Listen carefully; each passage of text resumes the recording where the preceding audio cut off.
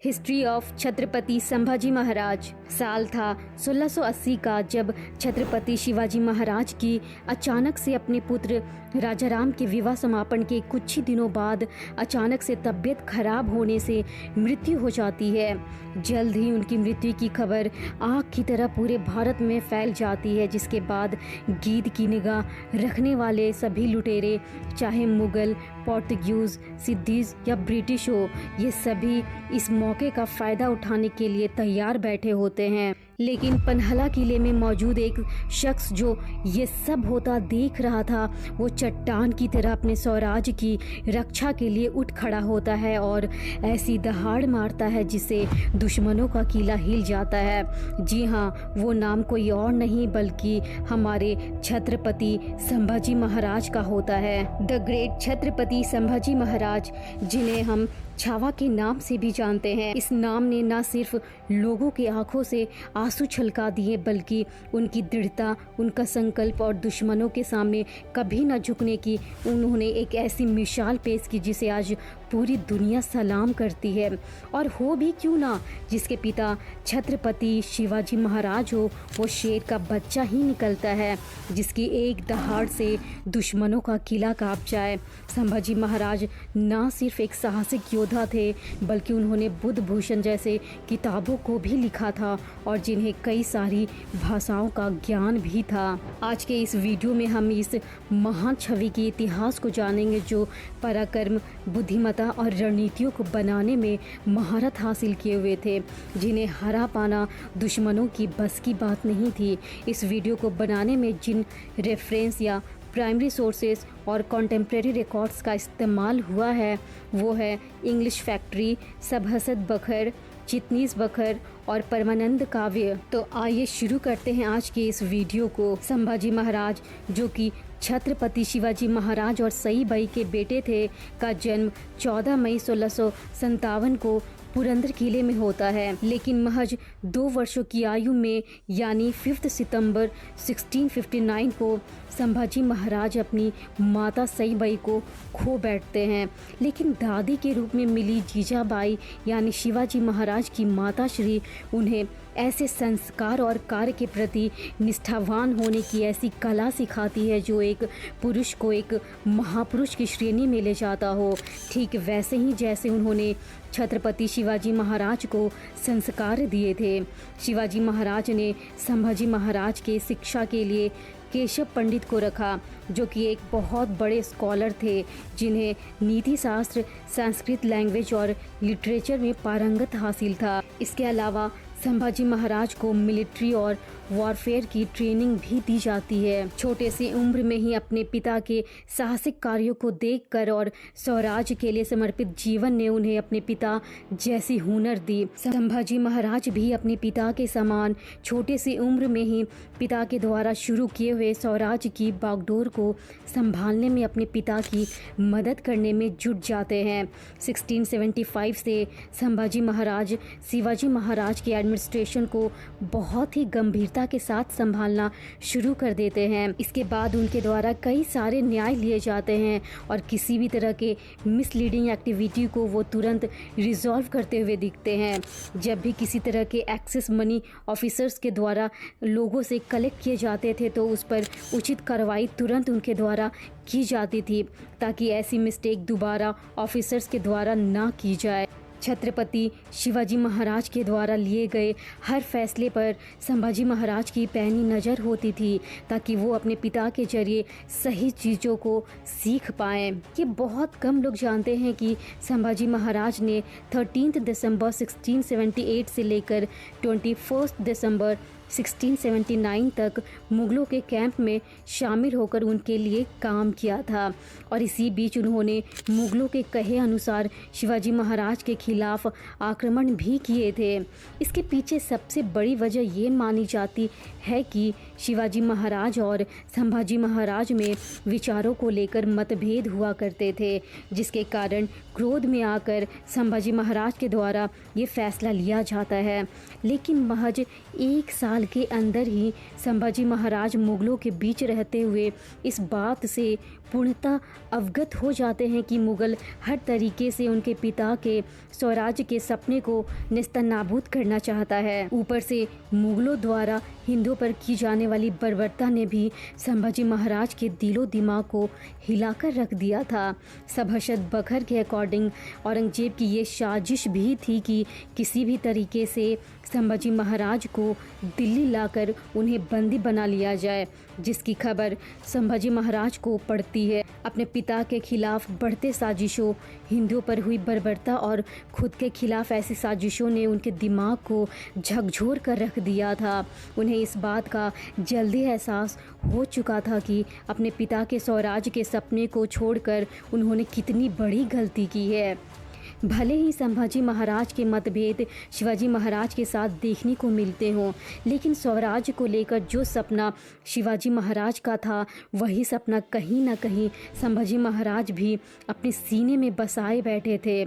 और इसी वजह से उन्होंने मुगलों का कैंप छोड़कर दोबारा अपने स्वराज्य की रक्षा के लिए अपने पिता के पास लौटने का संकल्प करते हैं। इसके बाद संभाजी महाराज को दिलेर खान के कैंप से 13 जनवरी 1680 को छुपकर स्वराज्य लौटने में सबसे महत्वपूर्ण भूमिका शिवाजी के योद्धाओं के द्वारा निभाया जाता है। लौटने के बाद छत्रपति शिवाजी महाराज और संभाजी महाराज में पन्हला किले में 13 जनवरी 1680 को एक महत्वपूर्ण वार्तालाप भी देखने को मिलता है, जो कि कहीं ना कहीं उनके रिश्ते को और पुख्ता बनाने की तरफ एक इशारा होता है।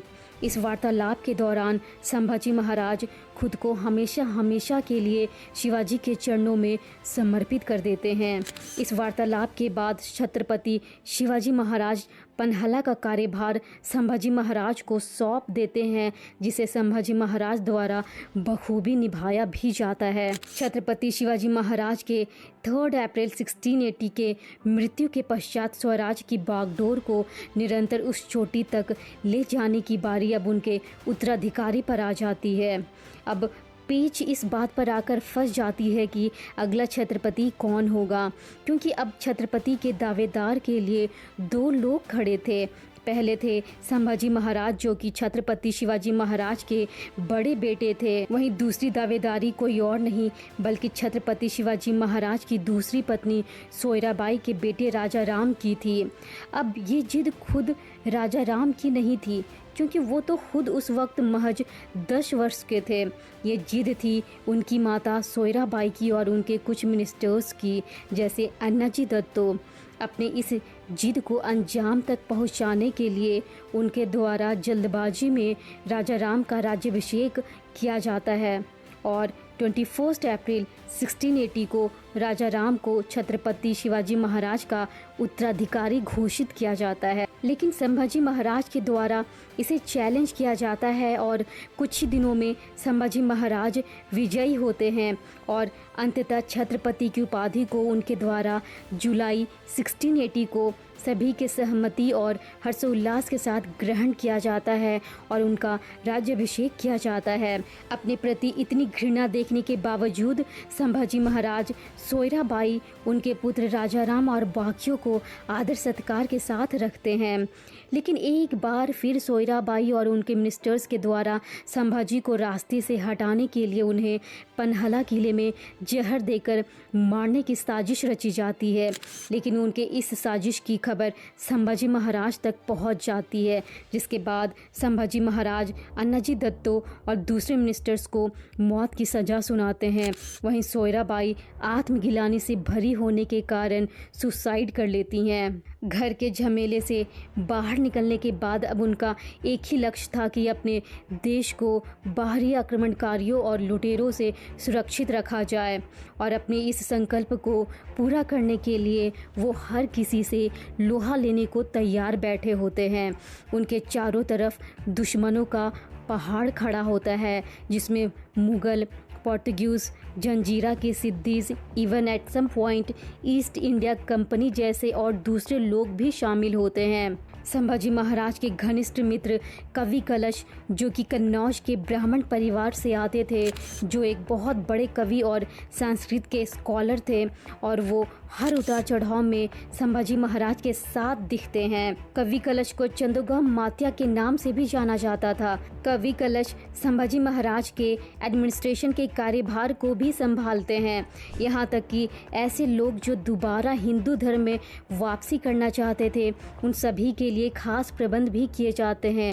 इससे हमें पता चलता है कि संभाजी महाराज और कवि कलश दोनों सनातन धर्म के लिए पूर्णतः समर्पित थे, जिसकी छवि हमें औरंगजेब द्वारा बंदी बनाने पर दोनों की आंखों में हमें देखने को भी मिलता है।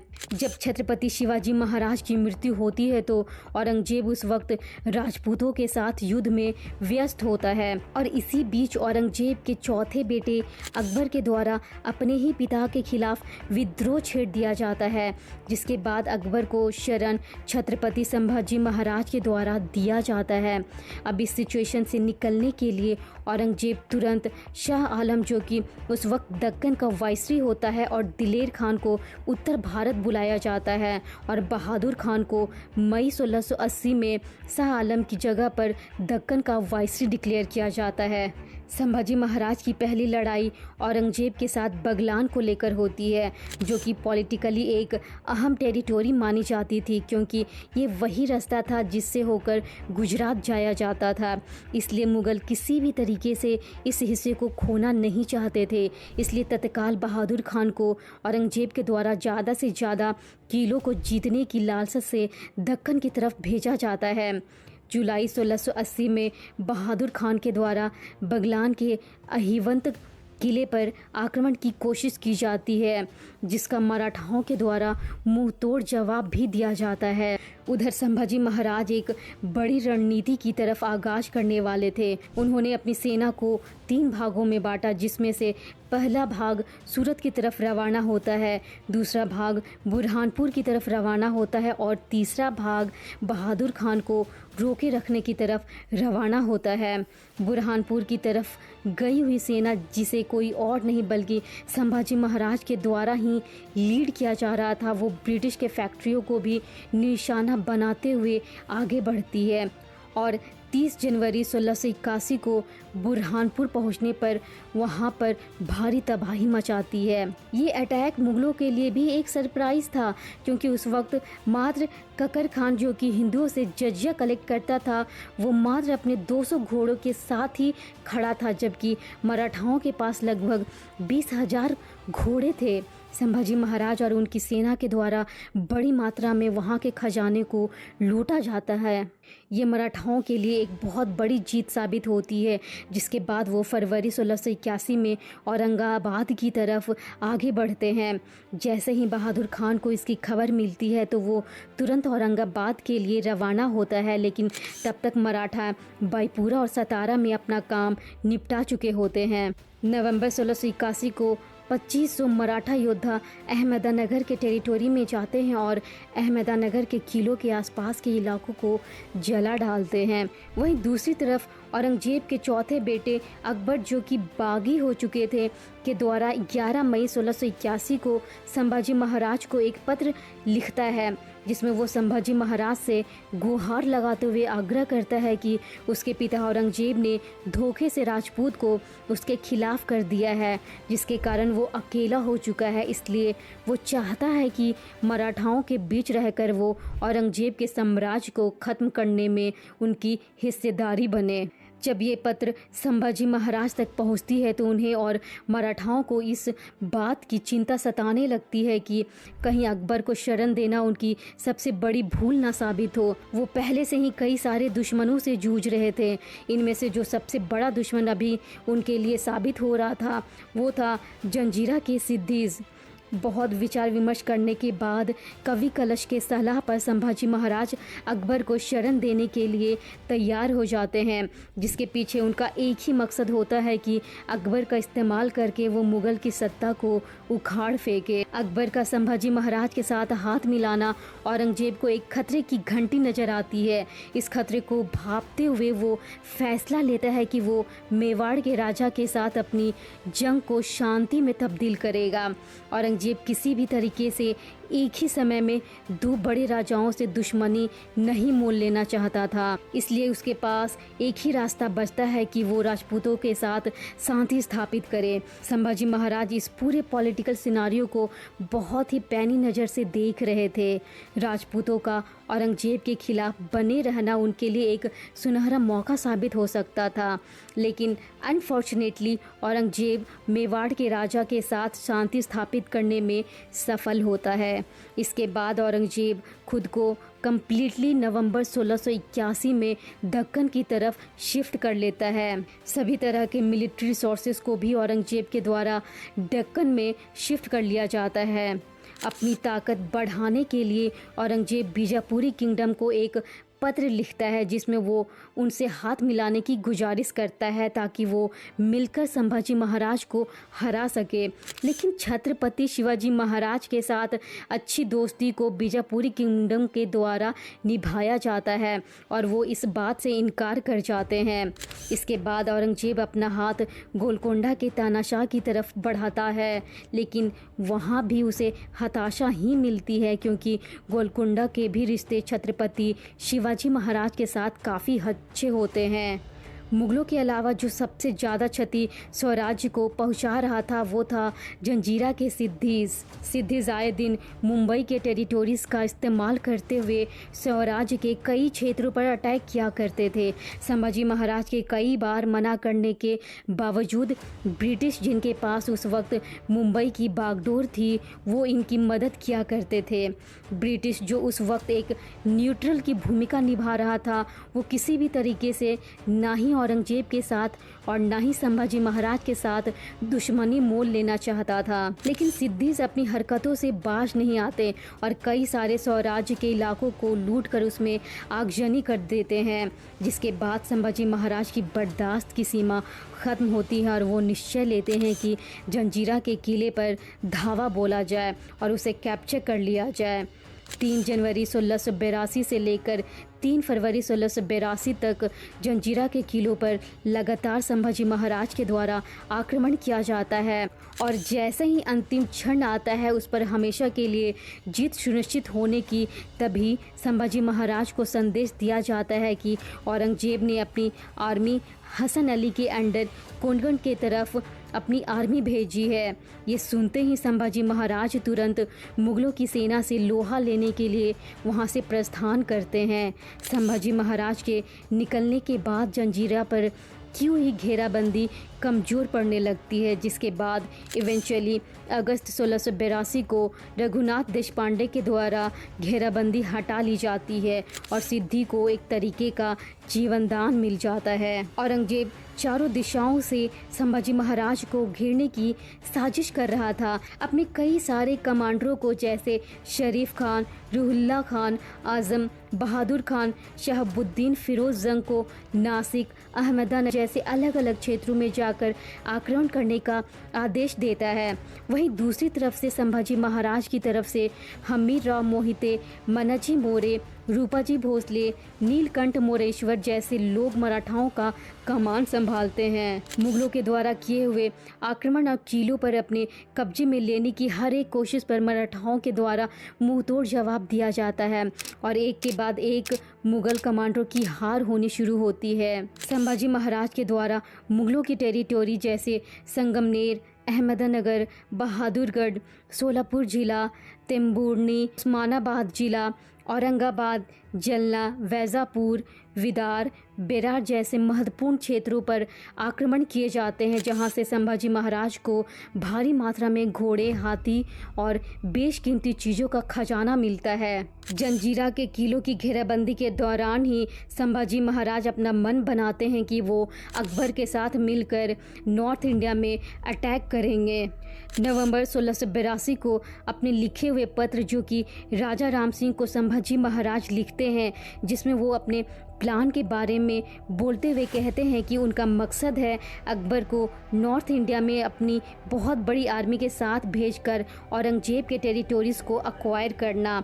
साथ ही साथ संभाजी महाराज के द्वारा हिंदू धर्म को बचाने की भी बात राजा राम से कही जाती है। योजना के अनुसार अकबर को समुद्र के रास्ते से अहमदाबाद भेजने की बात होती है, जिसकी खबर किसी तरीके से औरंगजेब को लग जाती है, जिसके बाद औरंगजेब हर तरीके से कोशिश करता है कि अकबर को अहमदाबाद पहुंचने पर अरेस्ट कर लिया जाए। ऐसा होता देख संभाजी महाराज अपनी योजना में बदलाव लाते हैं और दूसरी योजना के तहत अकबर और उसके साथी दुर्गादास को गुजरात भेजने की योजना बनाई जाती है। ठीक उसी वक्त एक ऐसी घटना घटती है जो संभाजी महाराज को अकबर के खिलाफ कर देती है और संभाजी महाराज की आंखों में भारी नाराजगी देखने को मिलती है। जब अकबर जैतापुर में होता है तो वो एक हिंदू धर्म की नृत्यांगना स्त्री को मुस्लिम में कन्वर्ट कर देता है और उसे अपने हरम में डाल देता है और संभाजी महाराज के द्वारा दिए हुए सारे उपहारों को उस पर लुटा डालता है। ऐसा उसने क्यों किया, इसके जवाब में वो कहता है कि वो एक राजा का बेटा है और वो वही करेगा जो उसका मन कहेगा। उसकी ऐसी भाषा सुनकर संभाजी महाराज को इस बात का एहसास होता है कि उन्होंने भारी भूल की। अकबर को शरण देकर वो तुरंत अपनी सेना को वापस बुलाते हैं, जिसके बाद अकबर बेसहारा हो जाता है और खुद की जान बचाने के लिए फ़कीरों का वेश बना लेता है। अपनी इस हरकत के कारण अकबर ने ना सिर्फ संभाजी महाराज का विश्वास खोया था, बल्कि अब वो बिल्कुल असहाय हो चुका था, जिसे ना ही मराठा की अब छत्र छाया मिलने वाली थी और ना ही औरंगजेब की। कई बार पत्र लिखने के बावजूद संभाजी महाराज के द्वारा कोई सार्थक जवाब नहीं दिया जाता, जिसके बाद वो उम्मीद करता है कि वो दोबारा औरंगजेब की छत्र छाया में जा सके। लेकिन औरंगजेब अब अकबर का खून का प्यासा हो चुका था, जिसे वो हर हाल में मारना चाहता था। अब उसके पास एक ही रास्ता बचता है कि वो भारत को छोड़कर ईरान में शरण ले ले। फरवरी 1687 को राजापुर पोर्ट से वो ईरान के लिए रवाना हो जाता है। अकबर को पनाह देने के बाद से ही लगातार औरंगजेब और संभाजी महाराज के बीच युद्ध हमें देखने को मिलता है। वहीं दूसरी तरफ पोर्तुगीज की लालसा भारत पर कब्जा करने की धीरे धीरे बढ़ती चली जाती है, जिसके बाद वो फैसला लेता है कि वो साउथ कोंकण में हमले करेगा। 1 नवंबर 1683 को पोर्तुगीज वाइसरी के द्वारा फोंडा के फोर्ट्रेस पर आक्रमण किया जाता है, लेकिन जैसे ही उन्हें खबर मिलती है कि संभाजी महाराज खुद फोर्ट्रेस को बचाने के लिए उनसे लोहा लेने के लिए आ रहे हैं, तो वो गोवा भाग खड़े होते हैं। अब संभाजी महाराज मन बना लेते हैं कि अब वो गोवा पर चढ़ाई करेंगे। 24 नवंबर 1683 को पोर्तुगीज आइलैंड के फोर्ट को उनके द्वारा जीत लिया जाता है। जैसे ही संभाजी महाराज गोवा को कैप्चर करने के लिए आगे बढ़ते हैं तो मांडवी नदी पार करना उनके लिए मुश्किल हो जाता है और ठीक उसी समय उन्हें संदेशा मिलता है कि औरंगजेब ने शाह आलम के साथ अपनी एक सेना रामघाट की तरफ भेजी है। फिर से एक बार संभाजी महाराज को मुगल को हराने के लिए वहां से पीछे हटना पड़ता है। इसके बाद मराठा सेनाओं के द्वारा दिसंबर 1683 में सैलसीट और बरडेस को लूटा जाता है और 23 दिसंबर 1683 को रायगढ़ की तरफ लौट जाते हैं। सभी तरफ से दुश्मनों का हुजूम बढ़ता हुआ देखकर वो फैसला लेते हैं कि वो पोर्तुगीज के साथ शांति स्थापित करेंगे, जिसके तहत 25 जनवरी 1684 और 4 फरवरी 1684 को फोंडा में टर्म्स ऑफ पीस साइन किया जाता है। इसके अकॉर्डिंग जो भी संभाजी महाराज के द्वारा क्षेत्र जीते गए होते हैं उनको दोबारा पोर्तुगीज को लौटाना पड़ता है। दोनों पार्टी कैप्चर किए हुए एक दूसरे के जहाज़ों को वापस लौटाती है। वहीं पोर्तुगीज को भी कुछ कुछ क्षेत्रों के लिए मराठाओं को चौट देने पड़ते हैं। लेकिन पोर्तुगीज बहुत ही शातिर होते हैं, खुद न शामिल होकर आसपास के इलाकों के लोकल राजाओं को संभाजी महाराज के खिलाफ भड़काना शुरू कर देते हैं, जिसका नतीजा ये होता है कि जनवरी 1686 आते आते संभाजी महाराज के पास गोवा टेरिटोरी में फोंडा के अलावा कोई दूसरा क्षेत्र नहीं बचता है। वहीं शाह आलम के द्वारा शुरू किए हुए कोंकण एक्सपीडिशन के दौरान उसकी सेना भारी महामारी का शिकार होती है। 1685 में संभाजी महाराज के सेना के द्वारा नासिक, बगलाना, पूना, सतारा, जुन्नर, अहमदनगर, तालकोंडकन, कल्याण भिवंडी, सोलापुर जैसे कई सारे क्षेत्रों पर हमले किए जाते हैं, जिसमें उन्हें भारी सफलता भी मिलती है। बीजापुर सल्तनत का साथ न मिलने पर औरंगजेब अपनी मुगल सेनाओं के साथ उन पर हमला करता है, जिसके जवाब में छत्रपति संभाजी महाराज के द्वारा 10 दिसंबर 1685 को बीजापुर सल्तनत की मदद के लिए हमीर राव मोहितो को सेना के साथ भेजा जाता है, जिसमें उन्हें भारी सफलता मिलती है। वहीं दूसरी तरफ औरंगजेब गोलकुंडा के राजा के द्वारा साथ न मिलने पर उनके खिलाफ भी जंग छेड़ देते हैं, इसमें उसे बहुत बड़ी जीत मिलती है। शाह आलम और उसकी सेनाओं के द्वारा 8 अक्टूबर 1685 को हैदराबाद जीत लिया जाता है और इस कंडीशन पर छोड़ दिया जाता है कि पास ट्रिब्यूट के एरियर्स उन्हें पे करने होंगे। लेकिन टर्म्स के विरुद्ध जाने पर मुगल सेना 21 सितंबर 1687 को गोलकुंडा फोर्ट को कैप्चर कर लेती है और इस तरीके से औरंगजेब गोलकुंडा का मास्टर हो जाता है। कुछ ही महीनों में औरंगजेब बीजापुर किंगडम को भी जीत लेता है और जिसके बाद वो स्वराज के क्षेत्र पर आक्रमण करना शुरू कर देता है। पहला आक्रमण उनके द्वारा वहीं पर किया जाता है जिसमें मराठाओं की जीत होती है, लेकिन मराठा अपने सबसे बड़े योद्धा हमीर राव को खो बैठते हैं। औरंगजेब अब मन बना लेता है कि स्वराज को कुचलना अब उसके लिए दूर नहीं है। एक के बाद एक किले औरंगजेब के द्वारा जीते जाते हैं। जनवरी 1688 में मुकरब खान को औरंगजेब के द्वारा पन्हाला रीजन में पोस्ट किया जाता है ताकि वो संभाजी महाराज के मूवमेंट पर नज़र रख सके। कोल्हापुर पहुंचने पर मुकरब खान अपने जासूसों को पूरे रीजन में फैला डालता है। जिस तरीके से मराठा वतनदार के द्वारा संभाजी महाराज का साथ छोड़कर मुगल के साथ मिल जाना, जेधे का मुगलों के साथ मिल जाना देखा जा रहा था, उसी तरीके से इस बार बारी थी सिरके की। सिरके कोई और नहीं बल्कि संभाजी महाराज की पत्नी यशुबाई के परिवार के ही थे, जो कि सिर्फ इस कारण से संभाजी महाराज से खफा होते हैं कि उन्हें लगता था कि संभाजी महाराज के द्वारा उनसे ज़्यादा वतन वसूले जा रहे हैं। सिरके अपनी गद्दारी का प्रमाण देते हुए कवि कलश पर आक्रमण करते हैं और उन्हें हरा डालते हैं, जिसके बाद कवि कलश अपनी जान बचाते हुए खेलना फोर्ट पहुंचते हैं। संभाजी महाराज को जैसे ही इसका संदेशा मिलता है वो तुरंत उनकी मदद के लिए रायगढ़ से निकल पड़ते हैं। 12 नवंबर 1688 को रास्ते में उनकी जंग सिरके से होती है, जिसमें वो विजयी होते हैं। जहां एक तरफ उनकी जंग शिरके के साथ हो रही थी, वहीं दूसरी तरफ मुकरब खान के द्वारा पन्हाला किले को कब्जाने की साजिश रची जाती है। जैसे ही इसकी भनक संभाजी महाराज को लगती है वो इस साजिश को निस्तनाबूद करते हैं। अब आता है जनवरी 1689 का दिन, जब संभाजी महाराज खेलना फोर्ट को छोड़ने के बाद रायगढ़ की तरफ बढ़ते हैं। जैसे ही ये खबर मुकरब खान को मिलती है वो अपनी 7000 सेना के साथ संभाजी महाराज को घेरने के लिए पहुंच जाता है।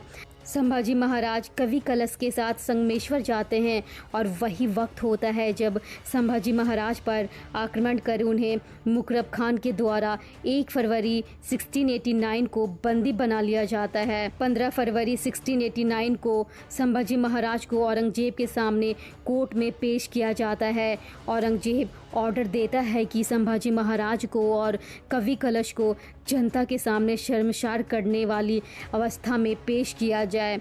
इसके लिए संभाजी महाराज और कवि कलश को लंबे ड्रेस और लंबी टोपी के साथ साथ सर पर घंटियां लगाकर ऊंट पर बिठाकर ढोल बजाते हुए बहादुरगढ़ लाया जाता है। बावजूद इसके संभाजी महाराज की आंखों में डर नाम का चीज औरंगजेब को देखने को नहीं मिलता। वो इतने सुदृढ़ और इतने निडर बने खड़े बैठे थे कि औरंगजेब अपनी आंखों पर विश्वास नहीं कर पाता। उसी रात संभाजी महाराज की आंखों में गर्म सरिया डाला जाता है, उनके जीव को काट लिया जाता है और उन्हें कई दिनों तक यातनाएं दी जाती है और फाइनली 11 मार्च 1689 को उन्हें मौत के घाट उतार दिया जाता है। और इस तरीके से एक साहसिक योद्धा और राजा की दर्दनाक मौत होती है। लेकिन जिस गुरूर के साथ संभाजी महाराज अपनी ज़िंदगी को त्यागते हैं, वो हर एक भारतीय के लिए अपने देश के प्रति एक ऐसी चेतना जगा देते हैं जो ज़िंदगी भर उसके साथ रहे। नमन है उस शूरवीर को जिन्होंने अपने धर्म को त्यागने की जगह और अपने स्वराज के प्रति गद्दारी करने की जगह पर मौत को स्वीकार किया। ऐसे थे हमारे छत्रपति संभाजी महाराज।